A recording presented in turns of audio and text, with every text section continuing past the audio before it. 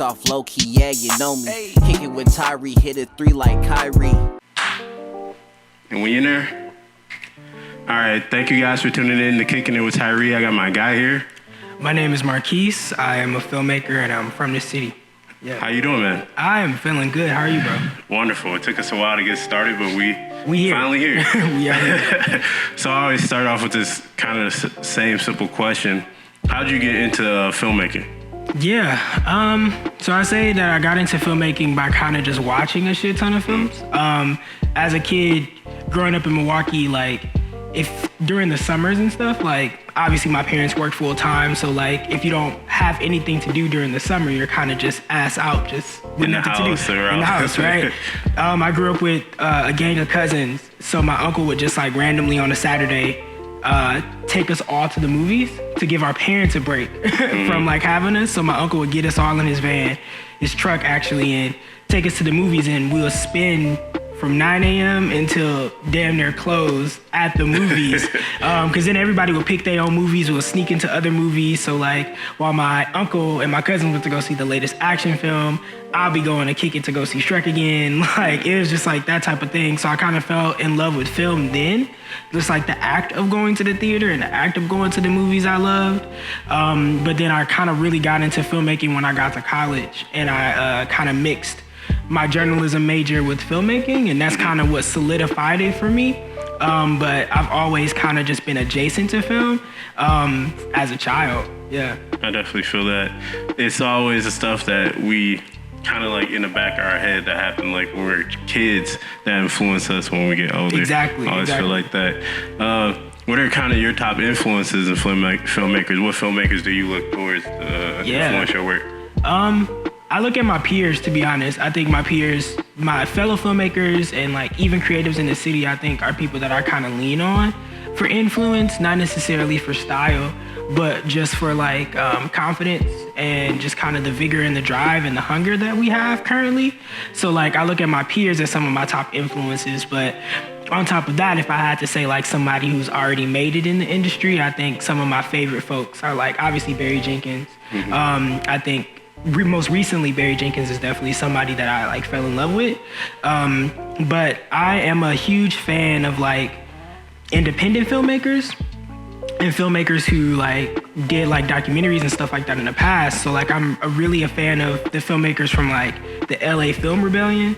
So you got like Charles Burnett, you got Julie Dash, and you got like their cohort of people who graduated from like UCLA who kind of were just like, you know what, fuck it, we're not gonna make major blockbuster hits. We're gonna just make stuff, one, in our community, and we're just gonna make stuff that is weird, that doesn't make sense to other people, but makes sense to us, specifically Black people in their communities. So folks like that, I'm just like really, really a fan of. I'm blanking on names right now, and it's crazy. But yeah, like those are kind of some of the filmmakers. Like Spike Lee also, I think, is amazing. I have my quarrels with him every now and then, but nonetheless, I cannot disregard his genius. So yeah, those are kind of some of the bigger influences that I have. Spike kind of, I'd say he laid the blueprint down for like Black filmmakers to be who they are in that way. So he was kind of like our first like film school filmmaker, like where you like go to school and you do it, you know? And I think for him to do it as radically as he did is something to definitely like be like, wow, like again, genius, right? Again, I have my quarrels, but nonetheless, I do think Spike is like kind of solidified himself. And like, at least when I went to film school, I think a lot of the Black kids in the film school we're all descendants of that legacy, right? So whether it is NYU or USC, like I think we all have the notion that like, yo, they did this at some point, so how can we make it happen for ourselves as well? Yes, and I know you started off at Madison and you transferred to USC. How was that kind of culture change? I know California is much different than of course. Madison. One, there's not nearly as many Black people, no. I can guarantee that. And just the culture is way different. How did you kind of change to fit in over there or not change to fit in? Yeah, so I went to Madison for 4 years and I graduated from Madison. And I even think, I gotta even say, Madison is, everybody noticed, Madison is even different than Milwaukee. Yeah. So like from Madison, I was in a pre-college program. So from the age of 14, I was always going to Madison every summer. Always in Madison doing a pre-college program with a whole bunch of other black and brown kids from the city and stuff like that. So I kind of knew Madison as like a second home. But then like when I actually started college, I was just like, yo, it is white as hell. Like there are no black people here. Like, you know, the black people that do stay in Madison are not around the campus. They are like off campus for a reason. And I think even, you know, UW-Madison is so siloed to where like, you know, 2% black students. So that's probably around like 900 black students out of like 39,000 students. That is ridiculous, right? So that came with its whole other slew of issues. So like at that time, I had to be an activist. I had to be a student. I had to be I had to be a leader. I had to be so many things at once, right? So I wasn't really able to focus on art as much. That's the struggle with like going to a PWI. Yeah. And then like moving to somewhere that just has so much culture. You're not used to like the culture 100%, aspect of it, because it's like everyone's culture is kind of like wiped out on those campuses where we have our little clubs, we have our little where we get that one day a week where we do get to show our culture. But like once we get out into the real world or go to a big city, there's just so much more out there. So it kind of is like a quick, you know, like a reality check that, you know, it's more in the world than that. And it's funny because I do think when I transitioned to LA for graduate school, like the first thing I realized was just like, I carry Milwaukee with me everywhere. So like even when I did think that, okay, I'm going to LA and this place has so many other cultures, so many other people, yada, yada, yada, I thought about it after, you know, kicking it with people and navigating that space. I was just like, yo, I have my own language, I have my own style, I have my own way of navigating things that I learned from the 414 specifically, and that is enough, right? You know, even going to USC, you know, transitioning to USC from Madison was difficult because when I first got to USC, like, it's USC, it's the #1 film school in the nation, and I think, and mind you, I started that program. I went to graduate school for cinema and media studies. I didn't go for production. I didn't go for screenwriting or producing. So I didn't go for like the major programs there. I kind of went for the research side of film. Okay. And it was definitely hard as hell because like I'm seeing like all these other black folk who are talented, crazy talented, like super talented, super genuine people in their art and stuff like that. And I didn't think that I was doing enough. So like we're in Madison, I was kind of doing more than enough and going above and beyond, and I felt that. When I got to USC, I immediately felt small, and I felt like, oh, I'm just a kid from Milwaukee. What can I offer to these people who have already these Hollywood network connections, who already have won awards for film and done all this stuff? Like, I thought of myself as small until like I started really getting into my research and I started really getting into what inspired me.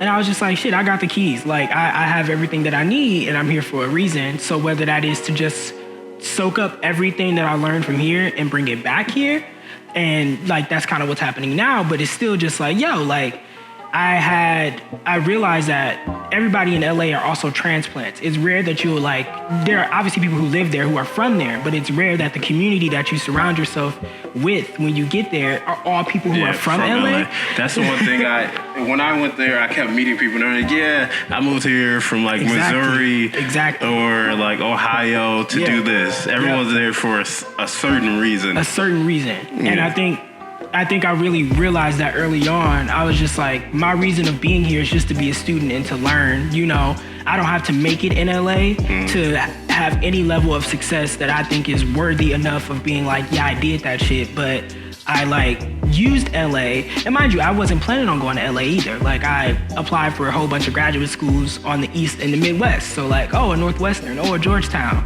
I applied to fucking Syracuse in like uptown New York, thinking that I was gonna go do like that research side. I was gonna be in the books and stuff like that. And USC was like last minute, where I was just like, you know, one of my advisors was just like, you should apply to USC. And I'm like, why? Like, okay, I guess. That was like 9th on my list. And then USC was the first one to accept me, and they gave me a full offer. So I was just like, oh, okay, well, fuck it. I guess the first time I went to USC was with my parents when they dropped me off. Like, and that was wild. 'Cause I'm just like, okay, cool.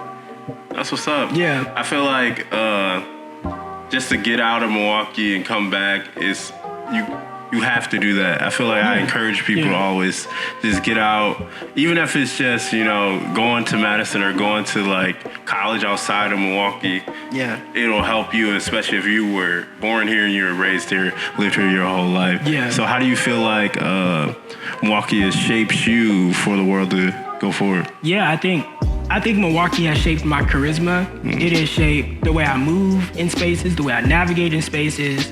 And that's why I say, like, I think the biggest thing about people that grow up here, that are from here, we're just chameleons. We can fit in anywhere because of, like, the environments that we grew up in. So I think that's something that when you go somewhere else, it's really hard for people to understand you. And not in a bad way. It's just like, oh, you're cool with everybody. You vibe with everybody. You can move and navigate in all these spaces and still be genuine and still be you. And I think that's something that I love about Milwaukee. I think it's a skill that only comes out of this city because we can be able to kind of be anywhere that we want to be, and still be genuine and not be fake and not be ill-mannered or malicious in our intent. So I think like that's the one thing that carried me. And it was funny because even when I was in LA and I was at USC and I was making films, I was doing like the student exercises trying to make films, everything that I was doing was inspired by Milwaukee. And I was just like, damn, there's no way that I can make this scene look like Milwaukee when there's palm trees in the back. Like that is something that is specific to LA. Sometimes we need snow on the ground. Sometimes we need snow on the ground. Sometimes we need potholes on the street. Like sometimes we need those things that are uniquely ours.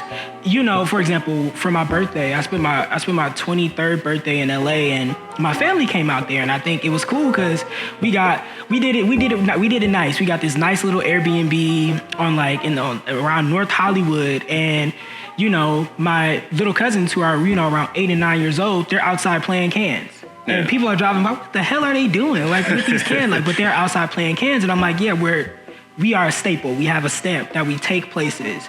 And I think that I wanted the world to see that, and I wanted, us to see that too, to be like, yo, we have something to bring everywhere that we go. And I think a lot of the times we get stuck here, and which is, I always give it to the people who decide to stay here and make it work, because I do think that is a beautiful experience in itself. But I do want people to know, if they do leave, that you don't have to erase what Milwaukee gave you. Like, you don't have to kind of like try to be this new person wherever you go. Like, it's okay to be from Milwaukee. I promise you. And people like that. People want to see the culture and everything, and want to see the personality. That's how you can navigate around any crowd, because they want to see I can't even say that word. Authenticity. Yeah, they want to see you be authentic. Yeah. So it's like always better to just be who you are than to kind of try and fit into the blend of where you at. Yeah. I also think Milwaukee kids can peep bullshit like from a mile away. Yeah. So like I think it's like us observing people and being like, yeah, this person ain't that genuine. So I'm gonna move around, especially because of the fact, I think, because one of the greatest goals that we have growing up here is like, if I grow up here, I gotta leave here, right?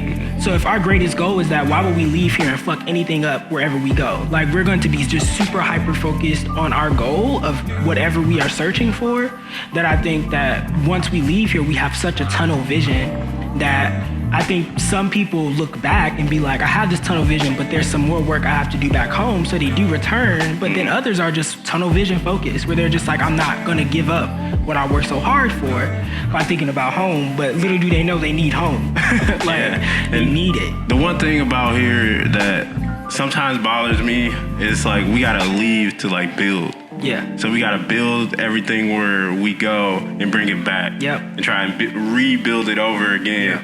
Or build our own community in that way. So it's always tough to be, move to Atlanta, move to New York, move to LA. And then you're like, well, I feel like I've done everything you can do there. And you got to come back home and try and build it all back up. Yeah. Just moving on into like more questions. I know the first, since you've been back, you've filmed 2 short films or I have, documentaries. Yeah. One, Blindspot. Yep. Tell me a little bit more about that and tell people how you got started with that. Yeah, so Blindspot was just a passion project. It was like, a class project that I had. It was funny because I I was taking this like nonfiction class at USC, and the professor was pretty lax about it. He was just like, yeah, you can just, do whatever you want. You don't have to make it super professional. You ain't got to do all that shit. And I'm just like, no, I actually want to do it. So what happened was like last November 2019, I lost my paternal grandmother, so my dad's grandmother, and I lost her. And then when I came back for the funeral, the first thing that I thought about was like, damn, I don't remember the last time we talked on the phone. I don't remember that last conversation we had. One, she had dementia, so she was losing her memory, but I think on top of that, it was like a guilt that I had where I was just like, damn, I have nothing tangible, at least recently. I have pictures, which is great, right, to remember her, but I didn't have anything tangible as a recording or anything to to remember the keys that she gave me, right? So when my mother's mom, so my maternal grandmother, I was just like, I have to do it. I have to, and I have to sit down and talk with my elders because there's something, they have stuff that they want to say. And I think too often we kind of get caught up in what we're doing, which is great. I think our generation are hustlers, and not to say that our past generations were hustlers, they were also hustlers, but I do think that we're so hyper-focused. We move in a different way. Yeah. Because I feel like the cell phone generation media, moves so different because we feel like we're constantly got to be moving. Like, nobody has that attention span to just like be present sometimes, and it's kind of... And that's something that they had, right? Mm-hmm. Like they had nothing else to do but be present and be engaged. Like they weren't chasing after what somebody else was doing because they weren't in competition with each other because they weren't inundated with everybody's accomplishments every day, like, or what somebody else is doing. So like, of course, us at 23 and 24 are just like, yo, I ain't a millionaire yet. What am I doing? Like, what? Like that, it doesn't happen like that. So I think with me, what happened was I was talking to my grandma one day and she was just like, yeah, I remember when I was picking cotton, and I'm like, God damn, what? Like, wait, that's not too far from me. That's not too far from my bloodline. You are alive and you were a sharecropper. And I think we kind of forget sometimes that our elders were full people before we even existed. Like, they had their anxieties, they had their fears, they had their doubts, they had their dreams, right? So like, that's the first thing I was talking to my grandmother about. And I'm just like, yo, okay. So what I'm going to do is I'm going to use this as my class project, but then also I'm gonna do it fucking nice. I'm gonna do it professional, and I'm gonna do my best. And I use it as a challenge to challenge myself as like an artist to be like, okay, how do I make this look nice? But then too, so like when I have grandkids and when I have kids, like this is now something that our family has that's like, all right, this is an honor to the women in our family, to the legacy of women, because it not only included my grandmother, but it included my great-grandmother, my aunt, and my mom. And I'm like, okay, cool. That's at least 4 legacies down right there. Like 4 different generations down right there. 4 different experiences, 4 different lives that are now recorded, right? And then that's something that your daughter, sons, in the that future, they all can just see. And I'm just like, a lot of the time we talk about generational wealth, which I think is an important conversation, but I do think there's something about the knowledge wealth of just your family and who they were and the people that they were. Like, my grandmother was blind, and I think, my grandmother is blind. So like for 24 years, I think it was until I filmed her and recorded her, I was just like, oh, you were blind and you had 3 kids you had to take care of. And I asked her, I was just like, were you scared? And she's like, I had no time to be scared. I had to take care of my kids. So that's what I did. I took care of my 3 kids. I was blind. Yes, I was losing my sight, but I had a job because I had to make money. I had to cook them dinner. I had to do all this stuff. And I'm just like, if I ever sit up there and question myself about what I can and cannot do, I'm doing not only a disservice to myself, but for the women that laid out this path for me to be successful, for me to do exactly what I need to do. So that's kind of how Blindspot started, and it kind of turned into like this film about our elders and about legacy. And then it came out, around the time of COVID, and that shit, especially still now, especially then, COVID was kind of really attacking our elders, especially our Black elders. So I'm just like, yo, it's weird how timing works and how like alignment works, because I released the film and I was around the same time that it was kind of peaking that our Black elders were being attacked by this damn phantom virus. I'm just like, y'all better get it in with y'all elders as much as y'all can, because like they're tired and they have, you know what I mean? Like, it's time for them to relax and time for them to rest. It's time for us to pick up the baton. So what does it look like to kind of literally capture this shit from them and create a syllabus, just a syllabus of life from our own family histories and our own family lineages, and see what happens. And I'm fortunate enough to have my grandmothers, right? I don't have any of my grandfathers. So I'm fortunate to have my grandmothers. So I'm just like, yo, well, if you ain't got your grandma, you got my grandma. Like that's your grandma now, and she will take that role anytime. Like, so it's cool because that's kind of what it turned into, like kind of like a honoring of like our elders and stuff. That's what's up. And I never got the chance to see it. I know it was just like limited release for a little bit. Yeah. So I never got the chance to like actually see. I just saw like the promo for it. So it's like hearing you talk about what it's about and like how you put it together is inspiring in that way. So it's Thank you always want to capture like your family and your family heritage.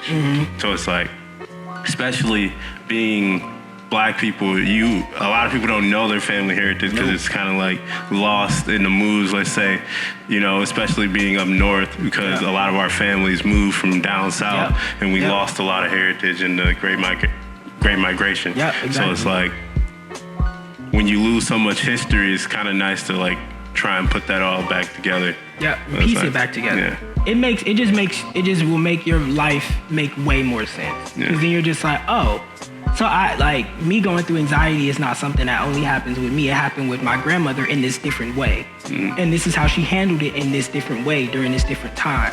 What will my story be about how I tackled anxiety, how I tackled depression, how I tackled being broke as hell? Like, what will my story be? And how can I like ensure that like it is like adding on to the legacy again? So my family is filled with women. We have a lot of strong men in our family, but it is a gang of women. So with that being said, it's just like, okay, cool. I'm not gonna be the one to ruin that lineage of what these women have built, So like, it only is adding on to what their stories already are. And I think it's funny because again, I got to see the unfiltered part of my grandmothers, and I was just like, I've always seen that because they're vulnerable, they're open. But it was cool to hear them, talking about who they dated, talking about who they was with, and what my grandmother was just like, I didn't want to come to Milwaukee because I had a nigga down south. Like, that's who I was with. And I'm like, what? Like, that is funny to hear. As a young person, I'm just like, yeah, you were motivated by love. You were motivated by fear. You were motivated by all this shit that was happening. And I always think it's just, me and my people going through it. Like, y'all wouldn't understand. No, they understand. We just have the added thing, like you said, of social media that I think is a bit more aggressive with us, but... Yeah, and I feel like it kind of disconnects the generations in that way almost. Yeah. If we are always in our phones, how are we having that conversation with our grandmother or great-grandmother, actually figure out what their life was and what influenced them and what they did in the past? You'll never know what they have done until you hear them randomly at the table say something, right? Randomly. So it's always just taking everything and just appreciating it. And with that note, we're just going to take a break. We're back. Ducked off low key, yeah, you know me. Kick it with Tyree, hit it 3 like Kyrie. And we back again. But we were just talking about what influenced you to start filming Heartland and what was the influence behind that. Yeah, I think having to come back to Milwaukee and kind of be with family again, relearn my family, relearn the dynamics of Milwaukee, relearn the city. Definitely, like, I was looking through like old photos of me as a kid, doing research for Blindspot. I was looking at old photos of me as a kid and just trying to understand what my childhood was like. And I was, chopping it up with my little cousin who's around 12 years old, and she was just, I don't like Milwaukee, I hate Milwaukee, I don't want to, I can't wait to leave Milwaukee. And I'm just like, yo, that is like, why?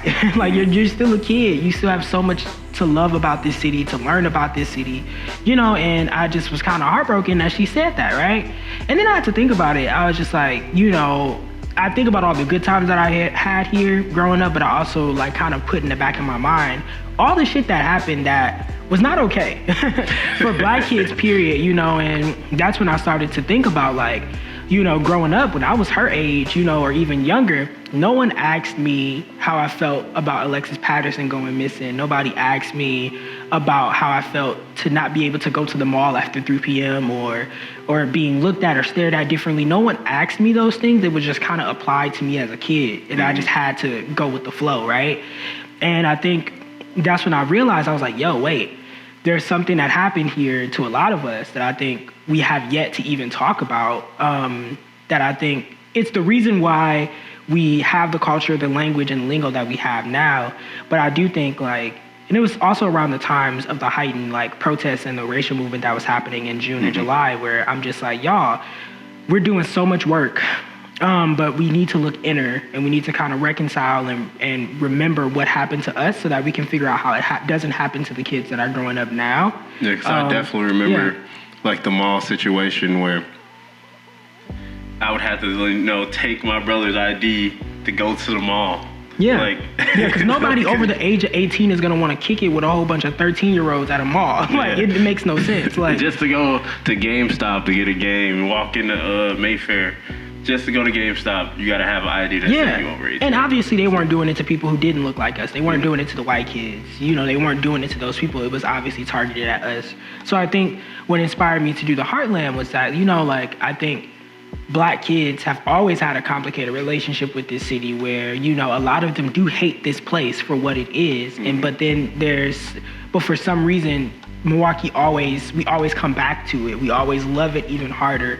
We always choose it over everything, right?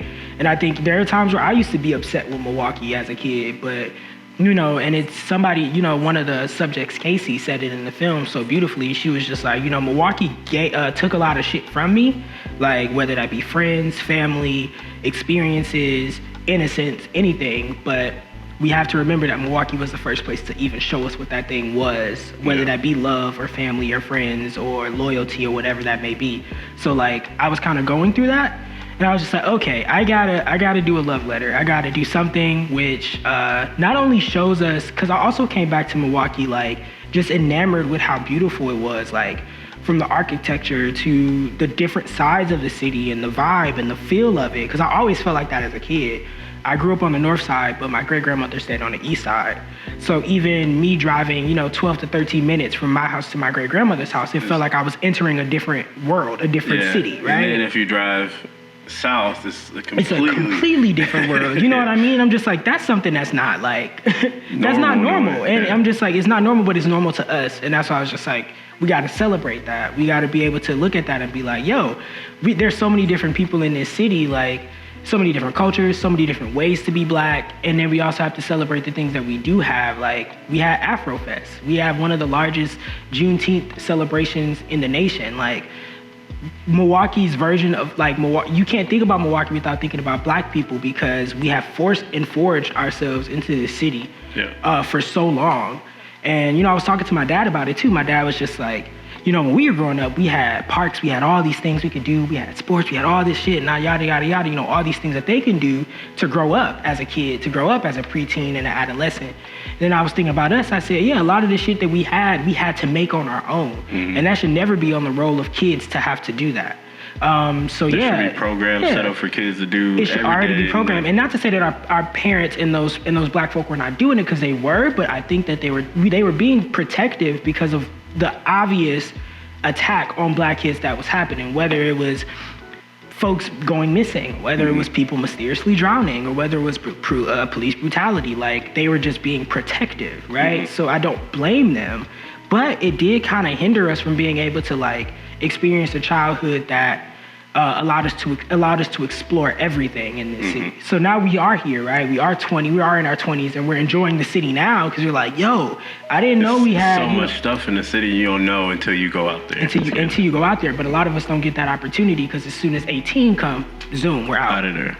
And I felt it definitely felt that same way and sometimes I still feel like that. Like, sometimes I just feel like I gotta get out of here, just because, there's certain limits to what you can do, and you just gotta go out and bring it back. Go out, do it, push your limits outside in a city that might have those same opportunities that you're trying to push forward. Exactly. You gotta bring that back and make the opportunity in your own city. Yeah. And I think that's the thing too, where it's just like, you would hope that happens, right? But to be very honest, it's an unfortunate truth, but a lot of Black folk have so much resentment for this city as well. So when they do leave, they don't claim it, they don't think of it, they don't They don't want to come back. And I think it's fair because based on what this city has provided to us time and time again, like I call it like an unrequited love because it's just like, damn, we fuck with you so heavy, but you don't fuck with us. You don't like us. You still don't. You know what I mean? Like we're still harmed even in the time of a global pandemic where like you have proven to us by this healthcare system that we are the last people that you care about. You really could give a fuck about whether we live or die. So I think there's such a necessary and valid resentment that folks have where it's just like, can you blame them if they don't come back? I would hope that they would. Like that is the goal, that I would hope people would come back and bring what they learned somewhere else and figure out how to foster it here. But it's really difficult. So like the Heartland was to be a way to start that conversation, to be like, I know Milwaukee was a shit show for a lot of us growing up, but you have to remember what we created here. What we created here is in everything that we do now. So let's not forget that, you know? Let's acknowledge that so that we can figure out ways, because we still have family here. A lot of us do. Especially when we leave, we still have a gang of family here. So like, how can we bring that back to make sure that they are good for when it's time for them to create their own, you know? Yeah, that's amazing. Where do you see yourself, let's say, 5 years? How do you plan on growing as a filmmaker? Yeah, filmmaking is a journey, and I chose documentary film specifically because of like how much of a process it is. It's something not set in stone, but there's this quote by Alfred Hitchcock, and I have my comments about Hitchcock, but this quote was fire, where he was basically saying, you know, in feature films, the director is God. The director is the one that runs everything. The director decides everything. The director is God. But in documentary film, God is the director. And I took that and internalized it, and I kind of want to allow my work to continue to just flow through the manner of like what God is showing me or what the universe is showing me about the connection that we have to things. So whether that, for example, with Blindspot, whether that be the connection that Black folk have with their elders, or whether it be with Heartland, the connection that we have to a city, to a place that we call home, like I'm always interested in diving into those connections. So for the next couple years, man, I don't know. I want to do a lot of shit, to be honest. I would love to continue to make films independently. Specifically, I would love to continue to make films independently about Milwaukee, about this city. I think there's so much to be explored that like the Heartland is great, right? It ain't the end all be all. There's so much more, right? There's so many other stories that are just in Heartland that deserve to be told, right? So like, what does it look like to tell all the stories, right? So I would love to do that. I would love to encourage young folk to do it too. If I knew how to use a camera at 12, I would be a beast by now. Like, and I'm really appreciative of my journey. Don't get me wrong, because my journey is my journey, it is my path. So I'm appreciative of that. But if I know how to tell a story at 12 effectively, I would be killer. And not only because of like technique and skill, it'll be because I would be doing everything that was in my imagination and just figuring out a way to execute it and exploring. And that's kind of like certain kids who, let's say private school, like they go to private schools and they're very like selective on what they learn. Like you can learn film, you can learn music, but like I feel like in Milwaukee it's very limited to those opportunities. On purpose. Yeah. On purpose. They shut down art programs. They shut down things like that in Milwaukee. Yeah. To kind of, I don't know if it's just like muting the art that comes out of here or what, but I feel like it was way more programs when we were younger that are just keep getting cut over and over again. And it's because they don't care about Black kids. Like Milwaukee itself. I think Black people and Black folk have done so much work to keep Black kids, you know, engaged with the city in an art way, but I think the city itself does not fund Black art as much as possible as they should, right? So that's like a more structural thing, because I think about it like this. When people ask me where I'm from, I'm like, Milwaukee. Now, I don't say Wisconsin first, because Wisconsin is a whole nother thing compared to where we are. Because when you say Wisconsin, they automatically think cows. Yeah. beer, beer, cheese, and like yes. Now that shit on Twitter, the raw beef. Oh my gosh, yes. Oh my gosh. The raw beef sandwiches, bro. But my thing is, I would hope that the niggas outside of here would believe that we don't fool with that shit. Like I would just hope that they would think like we don't mess with that, but they don't. They're willfully ignorant about it, so it's cool. I let the cheese and the beer jokes go off, and okay, that's funny, I guess. But no, niggas do live here. Like we have full lives. And we're everywhere. Like you can go up to like La Crosse, like which is the furthest north you can go. Yeah. You go find some niggas, and it might be limited. They might be just like. I'm gonna ask, why are they there? Why are you here? But they were stuck there from college. Yes, unfortunately, and I think that's the thing too. So like, I see myself here, making films. I see myself branching out a documentary as well. I really want to do something animated. I really want to do something narrative. Just exploring filmmaking and all of its possibilities. But the major thing that I really want to do is I got my master's degree in film education, right, and studies in film studies. So I would love to like teach film formally. I would love to. When I was at USC, I got the opportunity to TA, like a gangster film class. I'm like, oh, that's dope. And it was great because we were watching, The Godfather, we were watching Heat, we were watching, Goodfellas. We were watching like all the Italian mob movies, but I'm just like, yeah, what about the black gangster films? Like, what about State Property? Yeah, you know what I mean? Like, what about all of those that have influenced us and can be, and that's its own genre, right? Mm-hmm. And I think I was inspired. I'm just like, yo, I would love to teach film formally. So I just see myself just being here, loving the city as much as I can, re-engaging with the city as much as I can, and making films here, because I do want people to know that like it's very much possible to make it here, to feel successful here. Like, yeah, I went to LA for school and it was great, but I didn't go to LA for school to like flex or to be like, oh, I went to this place. I went to like, okay, what do I need to learn about myself? Went to get the tools. What are the tools? Yeah. How are these tools gonna help my inner healing, my inner journey, my inner process, so that I can be as much of a vessel to my community as possible? So I think that's the difference too. Like when you go out somewhere, when you do leave, what are you trying to learn about yourself? What are you trying to do about, the current situation that you are in to make sure that you can bring it back? So that's the plan. I don't know. 5 years from now, I plan to have awards, to be honest. I can't even lie. So that's the goal. And all those awards are going to be for this place, like specifically. That's what's up. So yeah. How do you want to be remembered as an artist? I always ask this question towards the end. Yeah. How do you want to be remembered when people look back as a filmmaker? I've really never got asked this question because I don't know. I try to be as present as possible. I ask this question because like it just gives people a chance to kind of reflect and look back at like, how do I want to be remembered? What are my goals or stuff like that? Yeah. It's just something to get people. Yeah, I think I want people to remember me as someone who cared about this place, this city, that care about Black folk, that care about our liberation.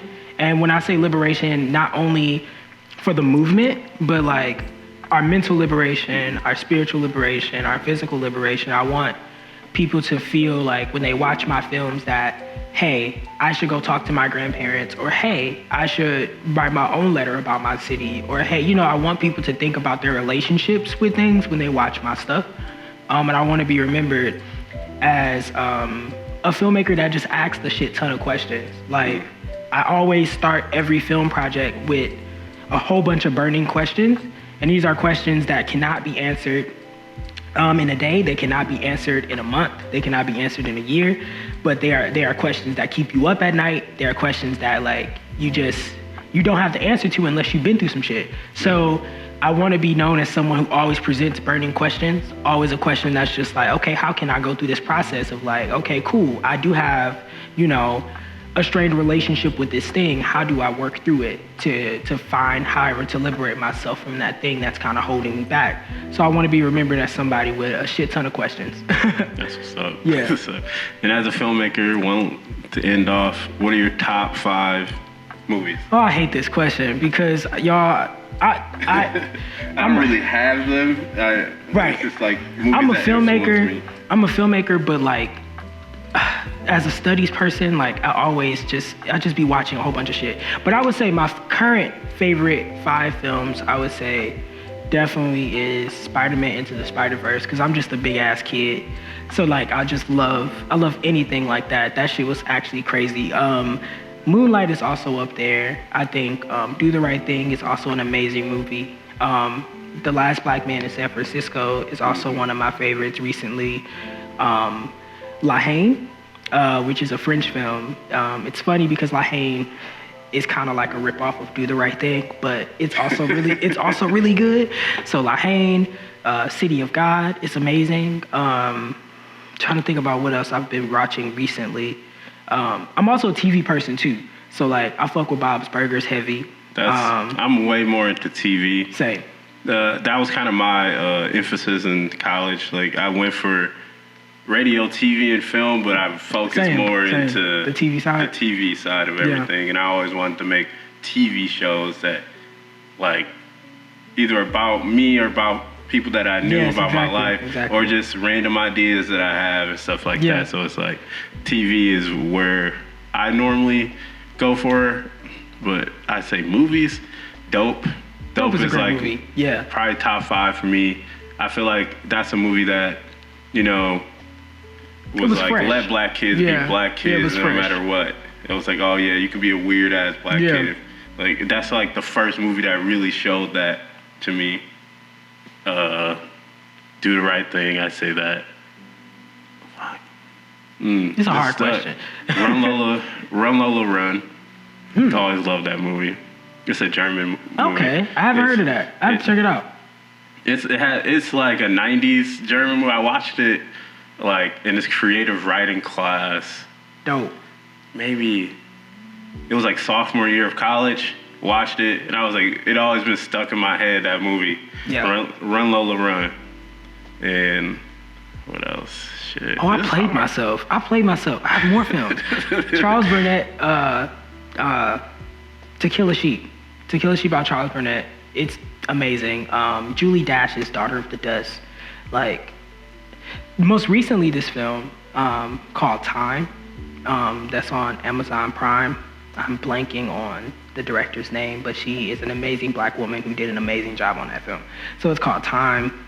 Trying to think about stuff I've been watching. See, I don't be watching movies like that, so it'd be like TV shows mostly. Yeah.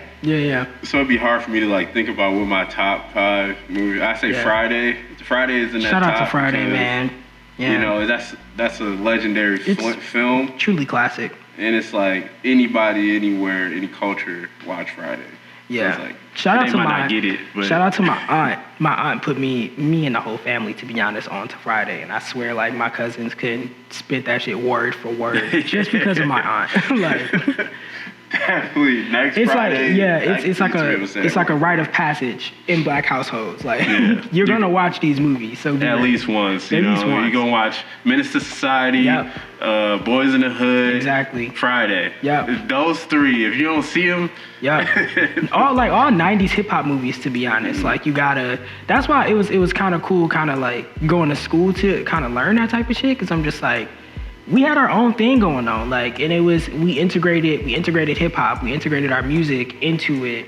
So now this is like a hybrid thing where, like, you know, thanks to Blaxploitation, they really introduced like soundtracks to stuff. So now we're integrating hip hop soundtracks to these movies and these films, and it was just a whole cultural experience that soon white people found out about and started biting. But that's a whole nother conversation. They started biting and everything kind of fell off for a little bit. It's almost like the UPN thing. Like, exactly. UPN was gigantic, but they got bought out, and all of a sudden they started losing tons of money. They got bought out by a bigger company owned by white people.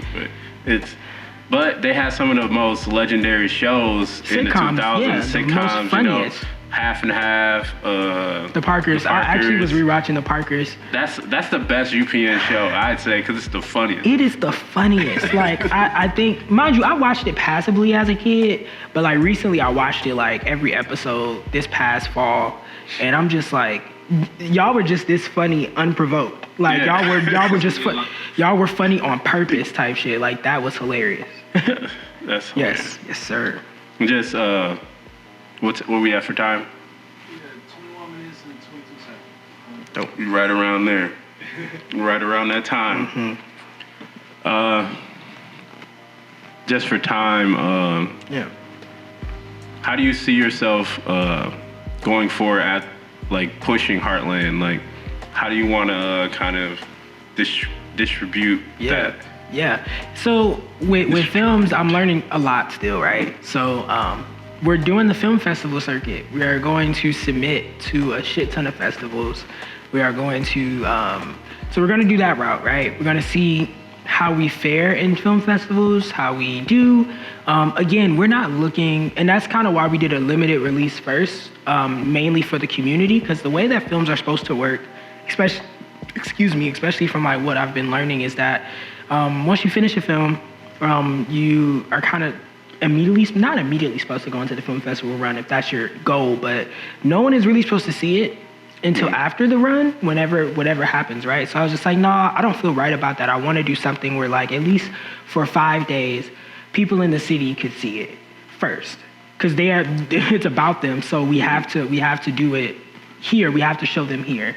So we show it for 5 days. We take it off, unfortunately, because film festivals are really strict about widely distributed films. So that's the plan. We're gonna hit the film festival circuit, see how we do, and then afterwards we are open to screening opportunities and showing it in theaters if possible, and just really making it as grand as possible for the city.